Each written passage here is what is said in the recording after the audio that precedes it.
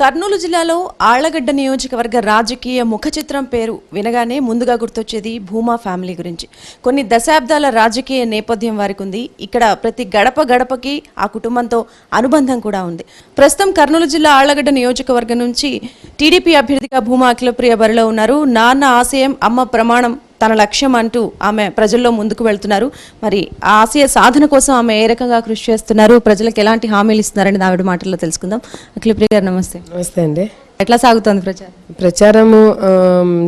మంచి స్పందన వస్తుంది ప్రజల్లో, కార్యకర్తల్లో కూడా మంచి ఉత్సాహం కనిపిస్తుంది.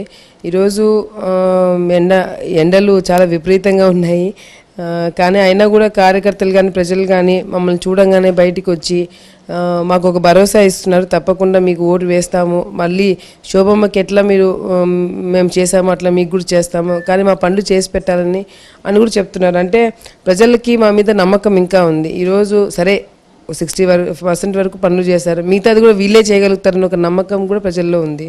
సో ఎక్కడికి వెళ్ళినా కూడా మంచి స్పందన కనిపిస్తుంది మాకు. అంటే పనుల విషయానికి వస్తే ఇప్పుడు మీరు ఇక్కడ సిట్టింగ్ ఎమ్మెల్యేగా ఉన్నారు. సో ఏమేమి పెండింగ్లో ఉన్నాయనేది మీకు ఒక ఐడియా ఉంది. ఇప్పుడు కొత్తగా రాబోయే 5 ఏళ్లలో ఏం చేయాలి అన్న ఒక ప్రణాళిక కూడా మీకు ఉండే ఉంటుంది.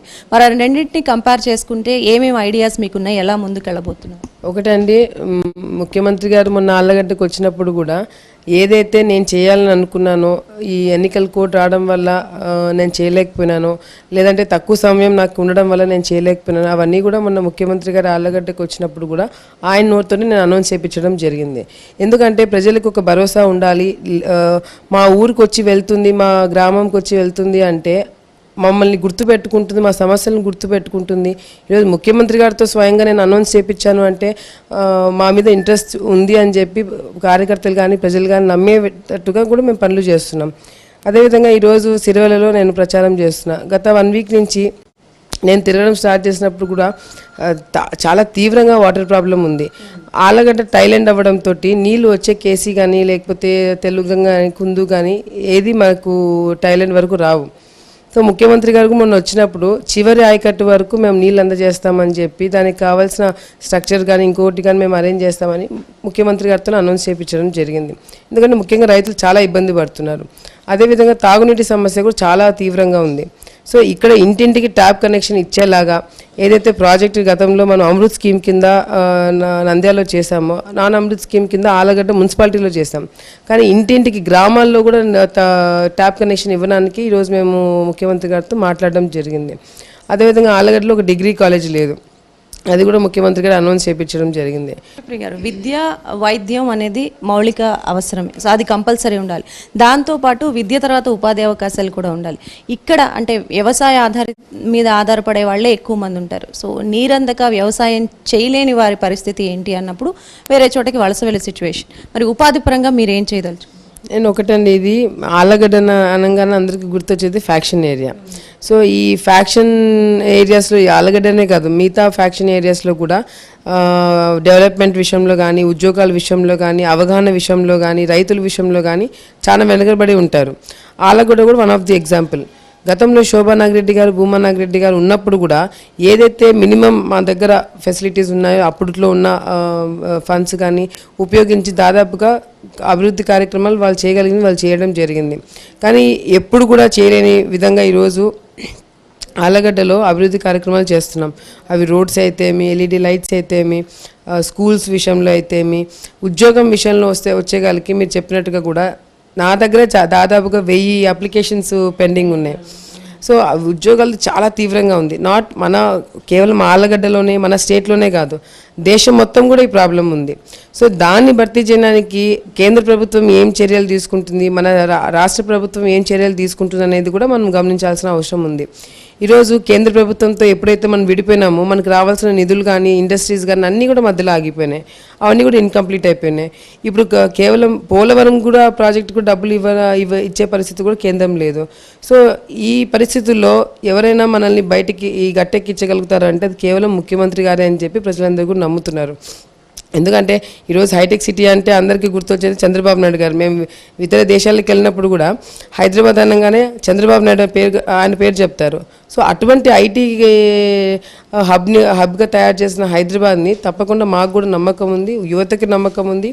గివెన్ అ ఛాన్స్ మళ్ళీ ఛాన్స్ ఇచ్చినప్పుడు తప్పకుండా ముఖ్యమంత్రి గారు ఈ అమరావతిని కానీ మన రాష్ట్రాన్ని కానీ ఇంకొక ఐటీ హబ్గా తీర్చిదిద్దుతారని మాకు నమ్మకం ఉంది. సో అంటే మీరు ఏదైతే ప్రజల్లోకి తీసుకెళ్ళడానికి హామీలు కానీ లేకపోతే ఏదైతే చేస్తామన్న ప్రణాళికలు తీసుకెళ్ళగలుగుతున్నారు, ప్రజల్లో ఒక నమ్మకాన్ని అయితే కూడగట్టుకోగలుగుతున్నారు. కానీ ఇటు కర్నూలు, నంద్యాల, ఆళ్లగడ్డ చూసుకుంటే రాజకీయంగా గతంలో ఏదైతే మీ ఫ్యామిలీకి సపోర్ట్ ఉందో లేదా టీడీపీ ప్రభుత్వానికి సపోర్ట్ ఉందో ఉన్న సీనియర్ నేతలంతా ఇప్పుడు వైసీపీకి వెళ్ళిపోతున్నారు. అంటే ఎస్వి మోహన్ రెడ్డి గారు, సుబ్బారెడ్డి గారు మొదలుకొని ఇరిగెళ్ల పుల్లారెడ్డి గారు కానీ చూసుకున్న వాళ్ళ క్యాడర్ అంతా ఇప్పుడు వైసీపీలోకి వెళ్ళిపోయింది. ఎక్కడన్నా మీకు చిన్న లిటిల్ బిట్ భయం అనేది ఉందా ఇప్పుడు? అంటే క్యాడర్ని కోల్పోతామేమో, మెజారిటీ తగ్గుతుందేమో అన్న డౌట్ ఎక్కడన్నా ఉందా?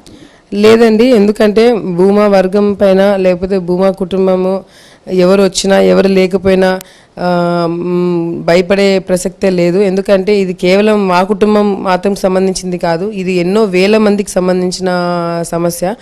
మేము ఇప్పుడు భయపడం కాదండి, గత 15 సంవత్సరాల నుంచి మేము అపోజిషన్లోనే ఉన్నాము. శోభా నాగిరెడ్డి గారు, భూమా నాగిరెడ్డి గారు 15 ఇయర్స్ నుంచి అపోజిషన్లో ఉన్నారు. ఏ పార్టీకి వెళ్ళినా కూడా వాళ్ళని ఆదరిస్తూ వచ్చారు. సో మాకు అటువంటి భయం ఏమీ లేదు. కాకపోతే మోహన్ రెడ్డి గారు మాత్రము నాకైతే కొంచెం బాధ అనిపించింది. నా సొంత మేనమామ ఆయన పార్టీ వదిలేసి వెళ్ళినప్పుడు మాత్రం, అంటే మా మీద ఏమీ ఇది లేదు, కాకపోతే ఏంటంటే ఆయన పర్సనల్గా కొన్ని డెసిషన్స్ తీసుకున్నారు కాబట్టి దాన్ని కూడా మనము రెస్పెక్ట్ చేయాలి కాబట్టి ఆయన వెళ్ళడం జరిగింది. బట్ అదర్వైజ్ ఇక్కడ ఆలగడ్డలో స్థానికంగా అందరూ ఏకమైనారు. మీరు చెప్పినట్టుగా కూడా 2009లో అనుకుంటా ఏ విధంగా అందరూ ఏకమై చేసినారు, 2014 ఏ విధంగా అందరూ ఏకమై చేసినారు, ఈరోజు మళ్ళీ అదే పరిస్థితి ఇక్కడ కనిపిస్తుంది. శోభా నాగిరెడ్డి గారు, భూమా నాగిరెడ్డి గారు లేని ఎన్నిక ఈరోజు ఇంతమంది ఏకమై మా మీద కుట్రపడి మమ్మల్ని ఇబ్బంది పెట్టాలని చూస్తున్నారంటే, భూమా కుటుంబం ఇప్పుడు లేకుండా చేస్తే ఇంకా మనకి ఛాన్స్ ఉంటుంది అని చెప్పి ఒక ఆలోచనలు వాళ్ళందరూ కూడా ఈరోజు మమ్మల్ని ఇబ్బంది పెట్టాలని చూస్తున్నారు. కాకపోతే నాకున్న నమ్మకం, నా ధైర్యం కూడా కార్యకర్తలు నా వెంట తిరిగే వాళ్ళు ఈరోజు నా తల్లిదండ్రులు లేకపోయినా కూడా నన్ను కంటికి రెప్పలాగా నా వాళ్ళు కాపాడుకుంటున్నారు. సో ఎక్కడ ఎంతమంది వచ్చినా పోయినా నాకు ఎక్కడ నన్ను ఇబ్బంది పెట్టకుండా నాకు ధైర్యం చెప్తూ ఏ విధంగా నా తండ్రి నన్ను ముందుకు నడిపిస్తారో ఆ విధంగా నా తండ్రి స్థానం ఈరోజు నా కార్యకర్తలు, మా నాన్నతో పనిచేసిన వాళ్ళందరూ కూడా ఈరోజు నా చేపట్టుకు ముందుకు నడుపుతున్నారు కాబట్టి నాకు ఎటువంటి భయం అనేది లేదు. సో మీ ప్రచారం, మీ యొక్క గెలుపుతో పాటు ఇప్పుడు భూమా బ్రహ్మానంద రెడ్డి గారి గెలుపు కూడా కొంత బాధ్యత మీకు, మీ సిస్టర్కి కూడా ఉంది. మరి తన గెలుపు కోసం మీరు ఎంతగా కృషి చేస్తున్నారు? మౌనిక గారు మళ్ళీ ప్రచారాలకు దిగే అవకాశం ఉందా? డెఫినెట్గా ఆల్రెడీ స్టార్ట్ చేసిందండి. ఆమె స్టార్ట్ చేసి కూడా 10 రోజులైంది. ఐ థింక్ నంద్యాలలో స్టార్టింగ్లో నేను భూమా బ్రహ్మానంద రెడ్డి గారి పేరు చెప్పినప్పుడు, ఆయనకి టికెట్ ఇవ్వాలని చెప్పి కొట్లాడినప్పుడు చాలామంది నా మీద విమర్శలు చేయడం జరిగింది. అవగాహన లేకుండా మాట్లాడుతున్నాను, లేకపోతే ఎక్స్పీరియన్స్ లేదు, ఆడపిల్ల ఈవో చెప్తే ఎందుకు వినాలా, అవన్నీ చాలా కమెంట్స్ కూడా నా మీద రావడం జరిగింది. కానీ ఈరోజు భూమా బ్రహ్మానంద రెడ్డి గారు ఐ థింక్ ఆయన ప్రూవ్ చేసుకున్నారు. ఈరోజు ముఖ్యమంత్రి గారు, నేను ఆ రోజు స్టేట్మెంట్ కూడా చెప్పిన, ముఖ్యమంత్రి గారే మమ్మల్ని పిలిచి టికెట్లు ఇప్పించేలాగా మేము పనులు చేస్తామని. ఈరోజు కూడా అదే జరిగింది. ఈరోజు ఆలగడ్డలో కానీ నంద్యాలలో కానీ 2 చోట్లకు కూడా ముఖ్యమంత్రి గారు ఎటువంటి ఇబ్బందులు లేకుండా ఇద్దరం కష్టపడుతున్నారు, మీ ఇద్దరు బాగా చేసుకోవాలని చెప్పి ఎంకరేజ్ చేసి మమ్మల్ని టికెట్లు ఇప్పించుకోవడం జరిగింది. సో ఆ నంద్యాలలో తప్పకుండా అవసరం ఉంటే మేము వెళ్ళి క్యాంపెయినింగ్ చేయడం జరుగుతుంది. చెల్లెలు కానీ మిగతా ఫ్యామిలీ మెంబర్స్ కానీ డివైడ్ చేసుకొని వర్క్ కూడా చేయడం జరుగుతుంది. ఈసారి మీ భర్త మీ తరఫున ఏమైనా ప్రచారంలో చేసే అవకాశం ఏమైనా ఉందా?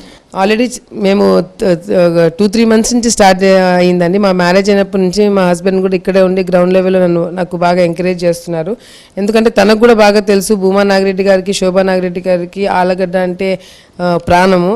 అటువంటిది ఈరోజు నాకు ఇచ్చిన బాధ్యతలు ఎక్కడ నేను సరిగ్గా చేయలేను, లేకపోతే నేను సరిగ్గా కమిట్మెంట్ ఇచ్చిన ప్రకారంగా నేను ఆ కార్యకర్తలకు ఉండనేమో అని చెప్పి నాకన్నా ఎక్కువ తాపత్రయపడుతుంటాడు. సో అవగాహన లేకపోయినా అందరినీ కలుపుకొని మాకున్న స్ట్రెంగ్త్ కానీ, మాకున్న నాలెడ్జ్ కానీ, చదువు కానీ, ఆలోచన కానీ, తెలివితేటలు కానీ అన్నీ కూడా ఈరోజు పెట్టి మేమందరం కూడా కష్టపడి పిల్లలమైనా తప్పకుండా వచ్చే జనరేషన్ ఎక్కడ కూడా తగ్గకుండా భూమా నాగిరెడ్డి గారు, శోభా నాగిరెడ్డి గారు ఏ విధంగా రాజకీయాలు చేశారు, ఎక్కడ కూడా తలదించకుండా ఒకరి ముందర మాట అనకుండా ఏ విధంగా రాజకీయాలు చేశారు. ఈరోజు ఐ థింక్ ఈ 5 ఇయర్స్లో నేను కూడా ఎవరు కూడా నా మీద వేలెత్తి చూపించకుండా నేను రాజకీయాలు చేశారని చెప్పి నేను అనుకుంటున్నాను. సో మచ్ అండి, and all the very best. రాజకీయంగా జిల్లాలో భూమా కుటుంబాన్ని ఏకంగా అంటే ఒంటరి వాళ్ళని చేసినప్పటికీ కూడా నియోజకవర్గ ప్రజలే తన కుటుంబం, వాళ్ళు ఎప్పుడూ కూడా తనకి అండగా ఉంటూ మరొకసారి తనను గెలిపించే దిశగా కూడా వాళ్ళు తప్పక కృషి చేస్తారంటూ వాళ్ళ మీద నమ్మకం వ్యక్తం చేస్తారు.